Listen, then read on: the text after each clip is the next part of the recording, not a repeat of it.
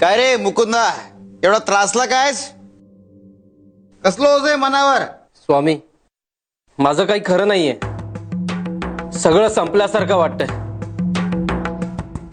बायको, मुलं, नातेवाईक सगळे स्वार्थी वाटतायत.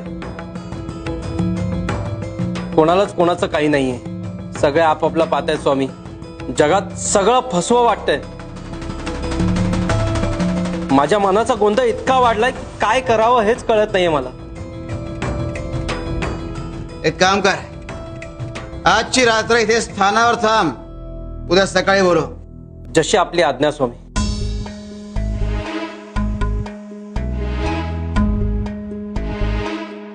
माई, स्वामी या वेताच्या छड्या का तयार करतायत? काही विशेष कारण आहे का? छडीने शिक्षा देता येते, न्याय करता येतो, पण स्वामी काहीतरी वेगळ्याच कारणासाठी छड्या करतायत. आणि स्वामींचं प्रत्येक काम गूढ असतं. त्यामुळे तुमच्या प्रश्नाचं उत्तर स्वामीच देऊ शकतील. मुकुंदा, अरे छडी फक्त शिक्षा करण्यासाठी किंवा न्याय करण्यासाठी असते असं नाही. तर छडी म्हणजे सत्याचा शोध घेण्याचं एक साधन आहे.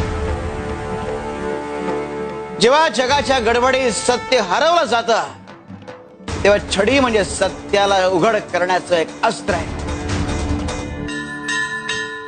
मुकुंदा, सत्य कधी हरवत नाही, ते फक्त झाकोळून जातं. सत्य कधी रागातून प्रकट होत नाही, ते प्रेम, सहनशीलता आणि संयमातून प्रकट होतं. सत्याचा प्रवास नेहमी सोपा नसतो.